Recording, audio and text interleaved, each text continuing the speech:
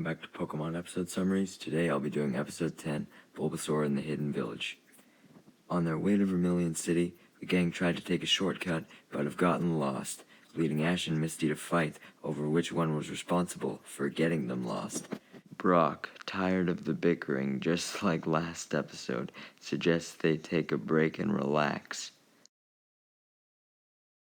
When they do, Ash spots an Oddish and it wants to catch it, but Misty wants to as well, and Misty's quicker as she sends out her Starmie, swiftly attacking the Oddish and managing to throw a Pokeball. However, the Pokeball fails as it is vine whipped away by a Pokemon, much to Ash's shock. This Pokemon is revealed to be a Bulbasaur, who immediately goes in to guard the Oddish from any other captures, managing to take out Misty's Starmie. Then takes interest in the Bulbasaur, wanting to catch it, so he sends out his Butterfree and instructs it to use a sleep powder on it. However, Bulbasaur manages to deflect the sleep powder back onto Butterfree, causing it to fall asleep.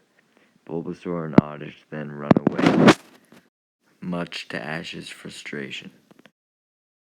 The gang eventually continue on, eventually coming across a rope bridge, which then snaps and Brock falls into the water, with Ash and Misty barely managing to hang on, promising to go look for Brock as they climb the safety themselves.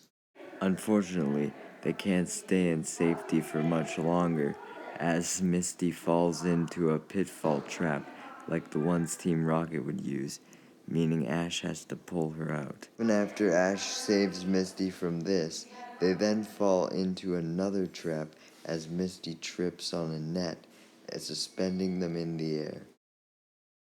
Bulbasaur finds them in this state and happily laughs at them, happy that they got what they deserved for trying to attack Oddish. Inside the net, Ash remains concerned for Brock, wondering if he got mauled by pirates or something. But then, Brock shows up and saves Ash and Misty from the net by using a knife. Brock then reveals that he himself was saved by a girl named Melanie, who helped him onto shore when she found him. Brock then takes him to her Pokemon village and introduces them to her, along with the large number of Pokemon she has in her care. Brock explains the purpose of the village, which is to heal the Pokemon up if they're not feeling well or were abandoned or injured, and essentially rehabilitate them so they're able to return to the wild. Brock adds that since the goal is to return them to the wild, he promised Melanie that he wouldn't capture any of the Pokemon, and neither would any of his friends if he brought them back. So he basically just wants Ash and Misty to make sure they keep that promise. Misty teases Brock that he's simply falling in love with Melanie after she saved him, leaving Brock to get angry, not wanting her to hear. Melanie then further adds how she's the one who set all the traps around the forest in an attempt to deter any trainers from catching any of the Pokemon, and talks about how she get the herbs for her medicine from around the forest. Meanwhile, Team Rocket are spying on the village, desiring to steal the Pokemon from there.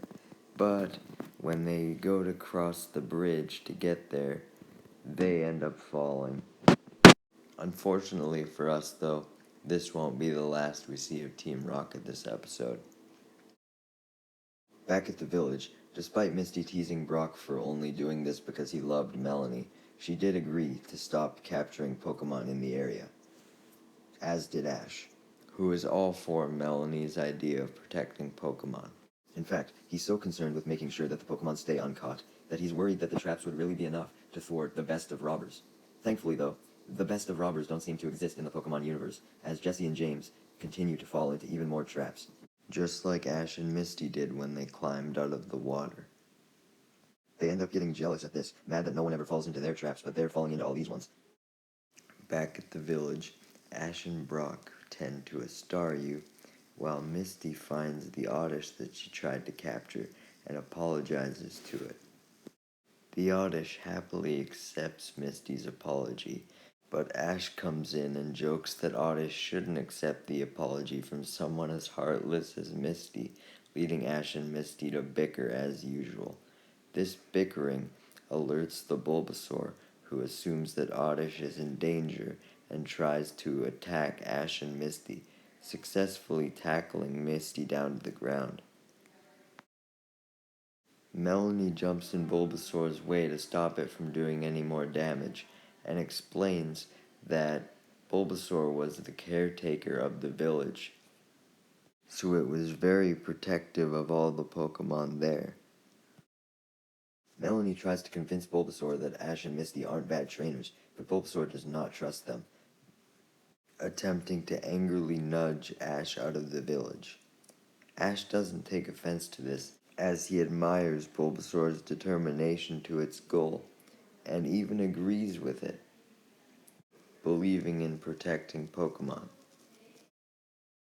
Suddenly, Team Rocket, having freed themselves from the traps, appear on a balloon-lifted flying baseball stadium. Who knows how the fuck they got that? And they begin reciting their motto. As if Team Rocket's stadium wasn't weird enough, it also has a massive vacuum attached to it, which Team Rocket attempted to use to suck up all the Pokemon.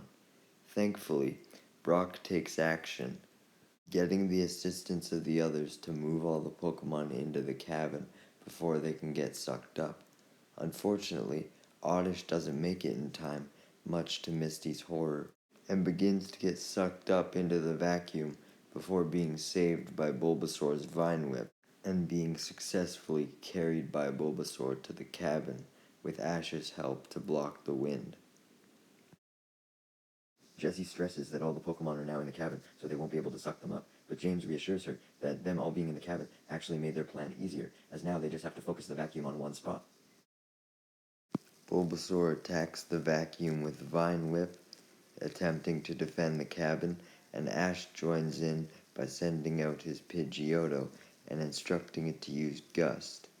This Gust is very successful, managing to cause a tornado that tosses Team Rocket and their huge-ass machine that we never know where they got it from, blasting off.